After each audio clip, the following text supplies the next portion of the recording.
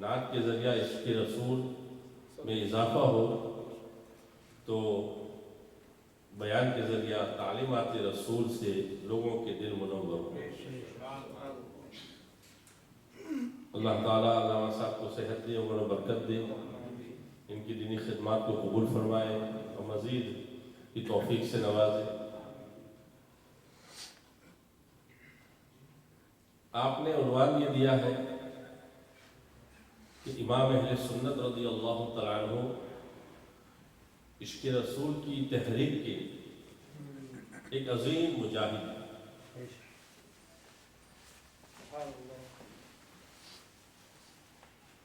ایمان کے لیے ضروری ہے کہ سب سے زیادہ دل میں اللہ کی محبت ہو۔ قرآن میں اللہ تعالیٰ نے یہ ارشاد فرمایا ہے کہ ایمان والے اشد حبا للہ، سب سے زیادہ اللہ سے محبت کرتے ہیں۔ اور حدیث میں فرمایا گیا کہ سب سے زیادہ محبت اللہ کے نبی کی ہونی چاہیے۔ مشہور حدیث ہے، بخاری مسلم کی متفق علیہ حدیث ہے، لا یؤمن احدکم حتی اکون احب الیہ من والدہ وولدہ والناس اجمعین، رواہ البخاری والمسلم۔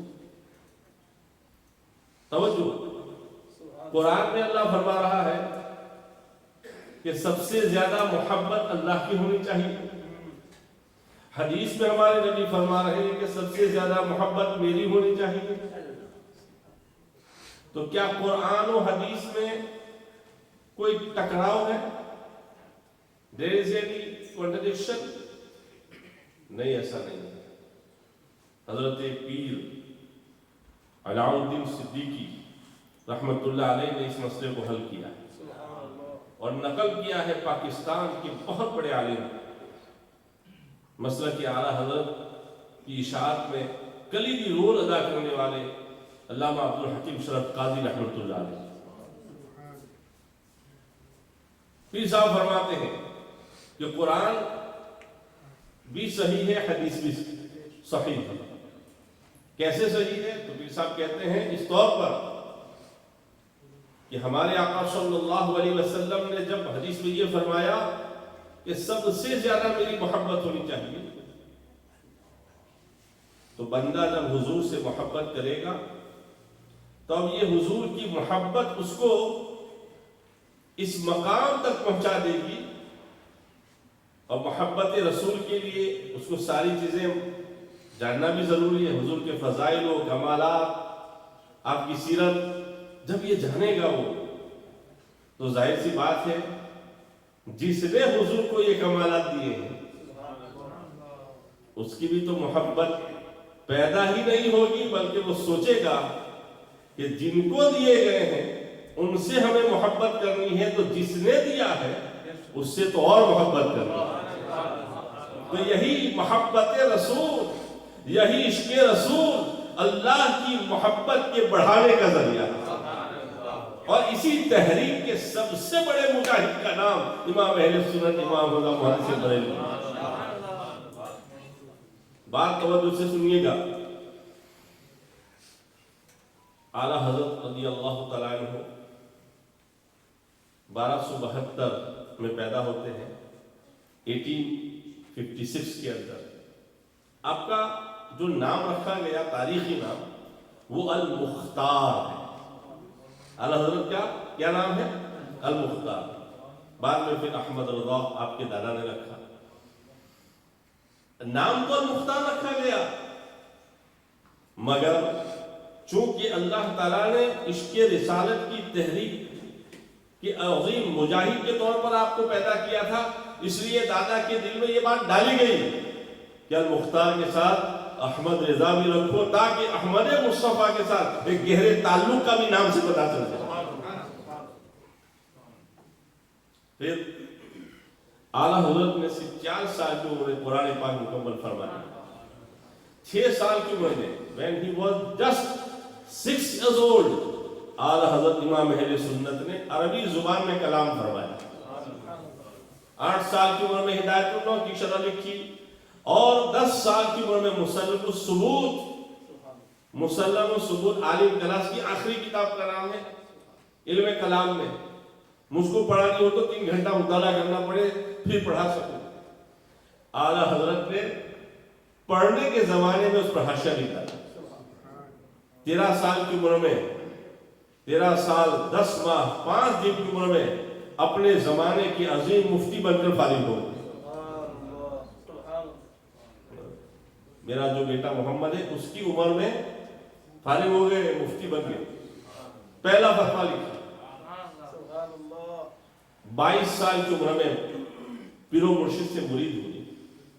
23 سال کی عمر میں پہلا حج کیا. کتنا بولیے بھائی؟ 44 ایئرز. جب 44 سال اعلیٰ حضرت کی عمر ہوئی تو 500 ہندوستان اور پاکستان اور بنگلہ دیش کے چاپلوس قسم کے نہیں, آج کل تو چاپلوسیاں بہت چلتی ہے, چاپلوس قسم کے لوگ نہیں, اپنے زمانے کے بڑے بڑے علماء 500 علماء نے بیک زبان خانقاہوں کے مسند نشین کہا کہ اس زمانے میں اس صدی کا اگر کوئی مجدد ہے تو امام حمزہ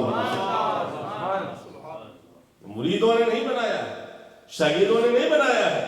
500 جلیل القدر علماء نے اجماع کیا ہے بر صغیر کے کہ امام احمد رضی اللہ عنہ اپنے زمانے کے عظیم مجدد ہیں. 1911 کے اندر کنز الایمان کا یعنی قرآن پاک کا ترجمہ کنز الایمان پیش فرمایا. جب آپ کی عمر 50 سال کی ہوئی, جب آپ کی عمر 50 سال کی عمر ہوئی تو عرب کے علماء نے, جب اعلیٰ حضرت 50 سال کے ہوئے تو عرب کے علماء نے آپ کو امام الائمہ اور اپنے زمانے کا مجدد تصریح کیا. اور اعلیٰ حضرت کے کمال یہ ہے کہ امام اہل سنت نے اسلام کے خلاف جو بھی جس شکل میں آیا اس کا تعاقب فرمایا. یہاں تک کہ scientist Newton, Einstein, professor F Porta, یہ جتنے بھی لوگ ہیں, اعلیٰ حضرت نے جب دیکھا کہ ان کے نظریات اسلام سے ٹکرا رہے ہیں اور نئی نسلیں یونیورسٹیز میں پڑھنے والی گمراہ ہو رہی ہے, تو امام اہل سنت نے ان کا بھی تعاقب فرمایا اور ان کے رد میں آپ نے کتاب لکھا.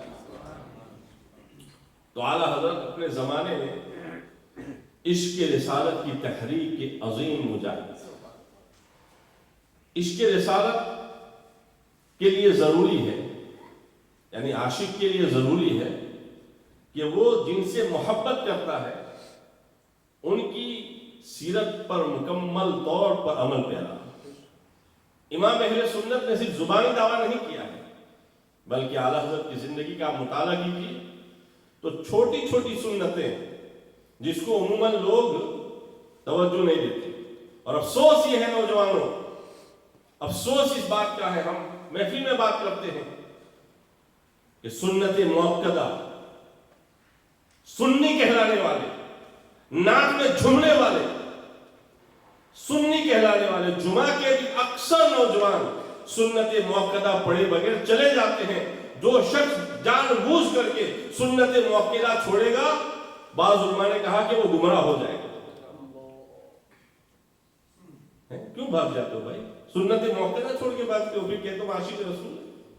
سنت موقدہ یہ تحریک چلاؤ, اس سنت کو زندہ کرو, جانے مت دو کہ سنت پڑھ کے جاؤ. عاشق رسول ہو تو سنت پڑھو. علامہ ارشد مصباحی صاحب تشریف لائے. اعلیٰ حضرت کیسے عاشق رسول تھے؟ اعتکاف, رمضان میں اعتکاف کیا کرتے تھے, سنت رسول. اعتکاف ہمارے نبی کی عظیم سنت ہے. آپ نے مدینہ طیبہ میں ہر سال اعتکاف فرمایا. 1 سال چھوٹ گیا تو آپ نے مزید 10 دن کا اعتکاف فرمایا.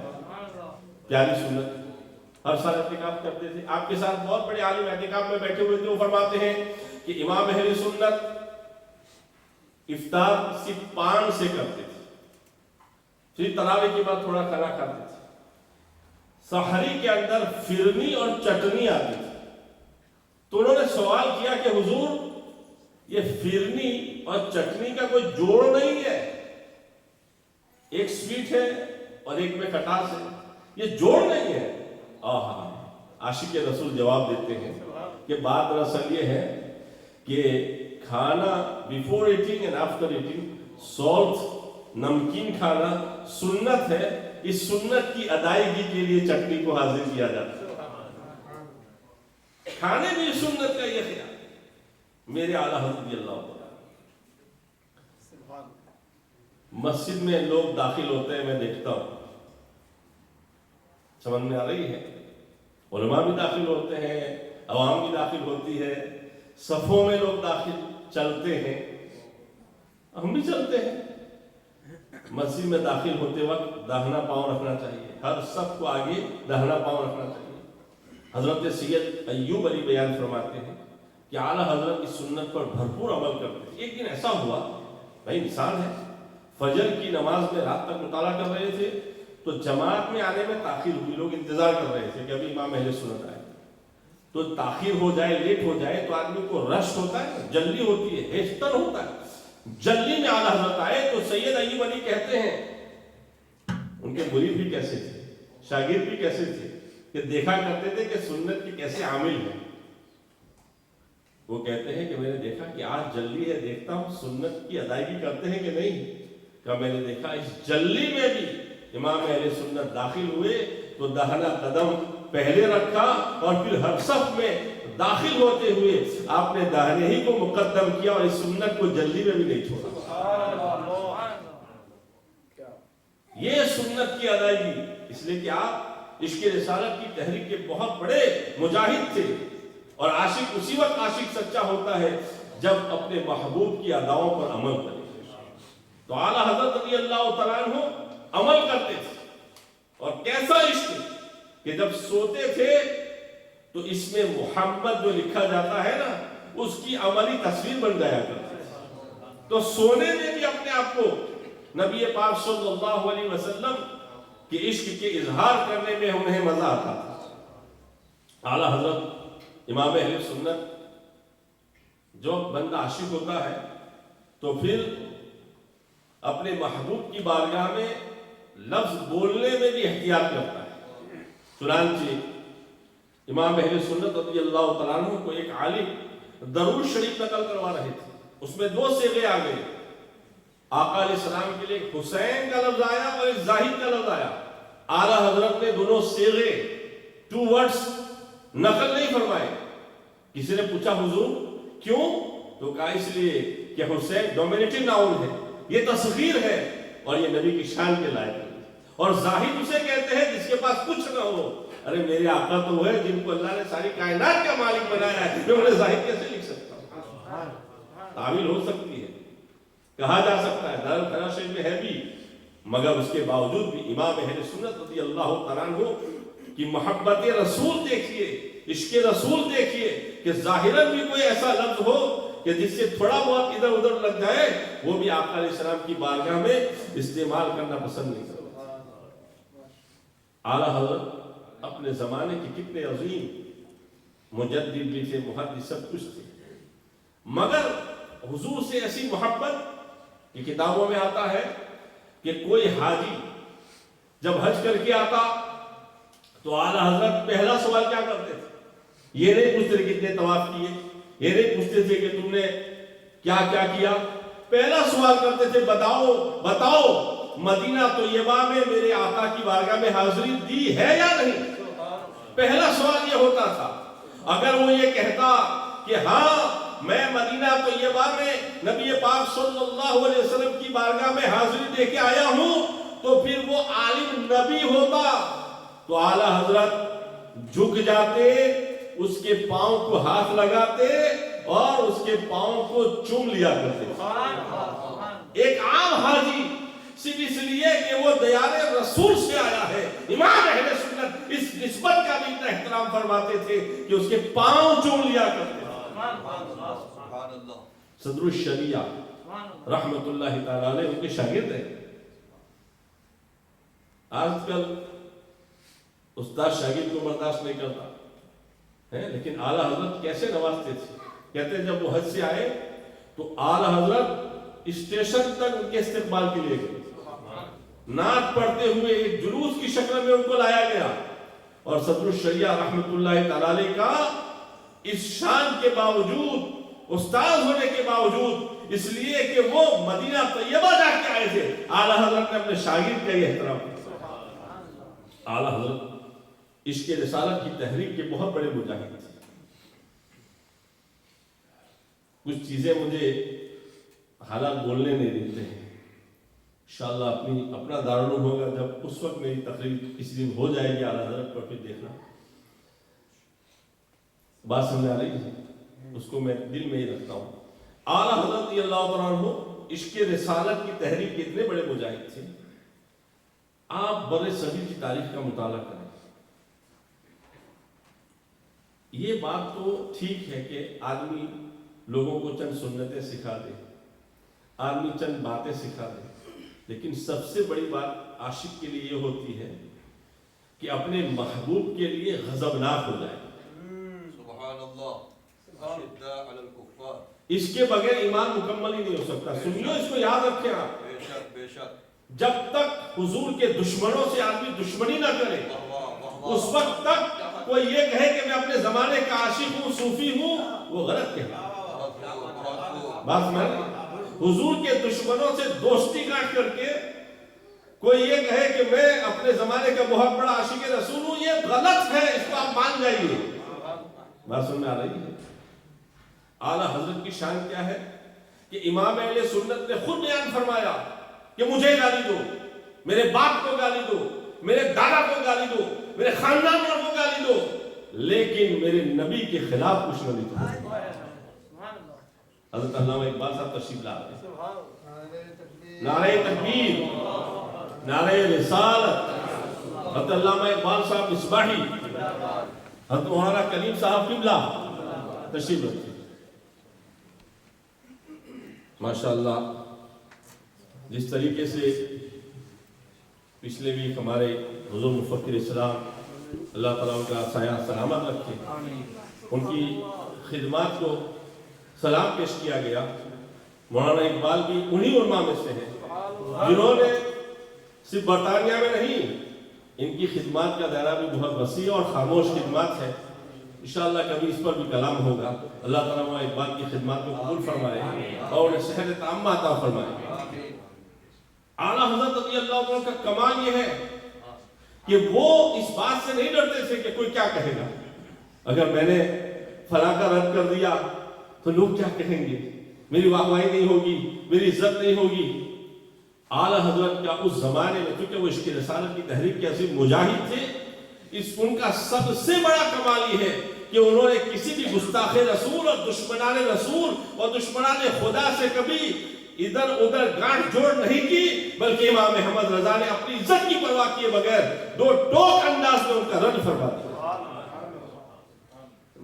آپ کو یہ معذرت کے ساتھ کسی خانقاہ میں اس طرح کا مزاج نہیں ملے گا جو اعلیٰ حضرت نے پیش فرمایا۔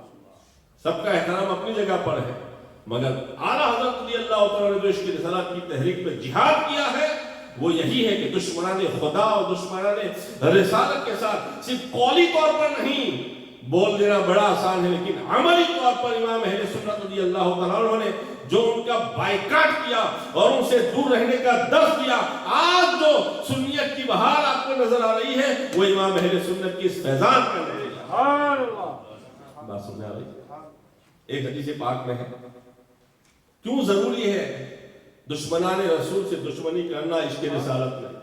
ایک حدیث میں آتا ہے کہ ابدال کب بندہ بنتا ہے؟ ابدال جو ہے ولایت کا ایک درجہ ہے، حدیث میں آیا کہ جس کے اندر 3 وصف پا لیے جائیں وہ ابدال ہے اپنے زمانے میں۔ ایک تو وہ کہ وہ اللہ کی قضا پر راضی رہے، دوسری چیز یہ کہ اللہ نے جو چیزیں منع کی ہیں ان سے رک جائے، اور تیسری چیز یہ ہے کہ اللہ اور اس کے رسول کے دشمنوں سے دشمنی رکھے، ان پر غضب کا اظہار فرمائے۔ یہ بہت بڑا مسئلہ ہے۔ تو امام اہل سنت رضی اللہ تعالیٰ کہیں بھی گئے، عرب کی دنیا میں گئے، کہیں بھی گئے، آپ نے کبھی بھی کسی مسئلے میں، عشق رسالت کے سلسلے میں، اللہ کی عظمت کے سلسلے میں کوئی کمپرومائز نہیں کیا، کسی سے نہیں ڈرے، بلکہ جب بھی موقع آیا تو اپنی جان کی پرواہ کیے بغیر عظمت رسالت کا ڈنکا بجایا۔ عرب کی دنیا میں دولت المکیہ لکھنا کوئی آسان کام تھا؟ امام اہل سنت کے خلاف پوری تحریک چلائی گئی، جیل میں جانے کا خطرہ تھا، مگر چونکہ ان کے دل میں حضور کی محبت ایسی تھی کہ امام اہل سنت نے یہ سب کچھ گوارا کیا اور نبی پاک علیہ السلام کی عظمت کے ڈنکے بجا دی۔ نعرہ تکبیر، نعرہ رسالت۔ حضرت مولانا الحاج مداح رسول اویس قاضی صاحب کی بلا تشریف لائے، تشریف رکھے آپ کو۔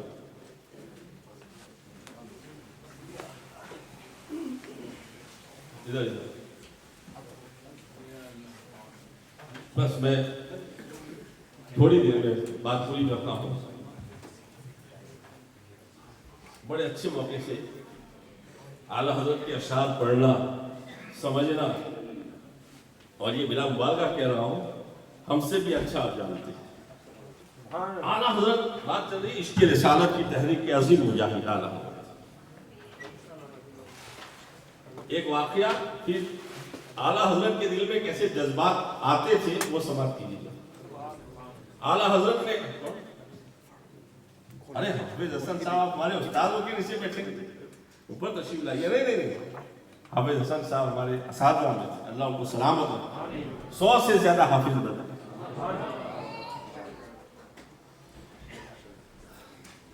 جب اعلیٰ حضرت نے حضور سے محبت کی، بھائی ادھر اعلیٰ حضرت نے جب حضور سے محبت کی تو حضور نے اعلیٰ حضرت کو کیسا نوازا؟ صلی اللہ علیہ وسلم۔ جلی الیقین مولانا کلیم نے غالباً اس کو انگریزی ترجمہ کیا ہے، اس کے آخر میں پڑھیے، اعلیٰ حضرت فرماتے ہیں کہ میں نے خواب دیکھا۔ اعلیٰ حضرت اپنا خواب بیان فرماتے ہیں، نوازشات رسول اللہ صلی اللہ علیہ وسلم بیان فرماتے ہیں کہ میں اپنے گھر کے آگے سڑک کے پاس کھڑا تھا کہ ایک لالٹین ہوتی ہے، اس کو میں پھونک لگا کے روشن کر رہا تھا، وہ جلا رہا تھا۔ ایک رائٹ سائڈ ایک لیفٹ سائڈ وہ آدمی کھڑے تھے، اس کو پھونک مار کے بجھا رہے تھے، وہ لالٹین جل نہیں رہی تھی۔ اتنے میں نے دیکھا کہ ہمارے پیارے آقا رحمت عالم نور مجسم صلی اللہ علیہ وسلم مدینہ طیبہ سے کرم کرتے ہوئے بریلی تشریف لے آئے۔ اعلیٰ حضرت فرماتے ہیں کہ حضور جیسے ہی قریب آئے وہ دونوں بھاگ گئے، زمین کھا گئی، پتہ نہیں کہاں چلے گئے۔ پھر فرماتے ہیں کہ آقا علیہ السلام قریب آتے گئے، اتنے قریب آئے ایک بالش یا اس سے بھی کم میرے نزدیک آ گئے اور کہا احمد رضا پھونک لگاؤ، اللہ روشن کر دے گا۔ احمد رضا پھونک لگاؤ، اللہ تعالیٰ روشن کر دے گا۔ کہتے ہیں کہ اس کے بعد جب پھونک لگائی تو وہ لالٹین خوب روشن ہو گئی۔ یہ کیا ہے؟ جب انہوں نے عشق رسالت کے سلسلے میں، عظمت رسالت کے سلسلے میں پہرا دیا تو ہمارے آقا نے نوازا، اور پھر اجمیر شریف کے اس واقعے کو روایت کیا حضور حافظ ملت رحمت اللہ تعالی نے اجمیر شریف کے عظیم سجادہ کے حوالے سے، ایک شامی بزرگ نے خواب دیکھا کہ جب امام اہل سنت کا انتقال ہوا تو ہمارے نبی کو خواب میں دیکھا، پوچھا یا رسول اللہ صلی اللہ علیہ وسلم کس کا انتظار ہے؟ کہا بریلی کے احمد رضا کا انتظار ہے۔ ہمارے استاد علامہ محمد عمر مصباحی نے جو جملے ارشاد فرمائے ہیں میں وہ پڑھ دیتا ہوں، پھر اپنی بات کو ختم کرتا ہوں۔ اعلیٰ حضرت کو حضور سے کیسی محبت تھی وہ بیان فرماتے ہیں کہ امام اہل سنت کے قلب میں تعظیم و اکرام مصطفیٰ صلی اللہ علیہ وسلم کی وہ تڑپ تھی جو دور صحابہ کرام میں نظر آتی ہے۔ اسی لیے جو جذبات صحابہ کرام کے دلوں میں پیدا ہوئے کہ ہم اپنے آقا کو سجدہ تعظیمی کریں، مگر آقا نے 40 حدیثوں، یہ میرے اپنی طرف سے ملا ہے، مگر آقا نے 40 حدیثوں میں منع کر دیا۔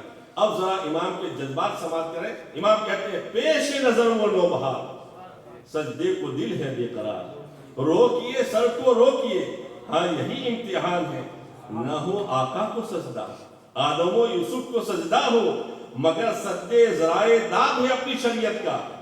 ان میں توجہ جملوں پہ غور کیجیے، ان میں پاسے شریعت و طریقت اور افشائے ذوق و حقیقت کو کس طرح نبھایا ہے، یہ کسی اور کا حصہ نہیں، یہ اعلیٰ حضرت کا ہی حصہ ہے۔ آخر میں دل کو جب تسلی دینی ہوئی تو کیسے تسلی دی؟ کہتے ہیں اے شوق دل یہ سجدہ اگر ان کو روا نہیں، اچھا وہ سجدہ کیجئے کہ سر کو خبر نہ ہو۔ اعلیٰ حضرت اپنے زمانے کے عشق رسالت کی تحریک کے وہ عظیم مجاہد ہیں کہ بر صغیر ہی نہیں پوری دنیا میں ایسا عاشق رسول اور مجاہد تحریک عشق رسالت آپ کو نظر نہیں آئے گا۔ وہ آخری جملہ سماعت فرما لیں توجہ سے، آج کل اس کو بڑی بحث ہو رہی ہے۔ ایک فضیلت جزئی ہوتی ہے، ایک فضیلت کلی ہوتی ہے۔ هل يستوي الذين يعلمون والذين لا يعلمون انما يخشى الله من عباده العلماء۔ شارح بخاری فرماتے ہیں، حضرت کا کمال ہے کہ شارح بخاری کو بھی نعت سنائی اور وہ رویا کرتے تھے۔ ہمارے استاد دو حدیثیں میں نے ان سے پڑھی ہے۔ شارح بخاری نائب مفتی اعظم ہند بیان فرماتے ہیں کہ فضیلت مطلقہ اعلیٰ حضرت کو ان کے زمانے میں ایسی حاصل ہے کہ کوئی سجاد نشین، کوئی اپنے زمانے کا پیر جو مقام امام احمد رضا کا ہے فضیلت مطلقہ کے سلسلے میں کسی کو حاصل ہے۔ سیادت اپنی جگہ پر، قیادت اپنی جگہ پر، لیکن جو فضیلت مطلقہ امام اہل سنت کو حاصل ہے وہ کسی کو حاصل ان کے زمانے میں نہیں ہے۔ اللہ تعالیٰ اعلیٰ حضرت کا فیض ہمیں عطا فرمائے، ان کی محبت ہمیں عطا فرمائے اور ان کے مسلک پر زندہ رکھے اور انہی کے مسلک پر ایمان پر خاتمہ بالخیر فرمائے، آمین۔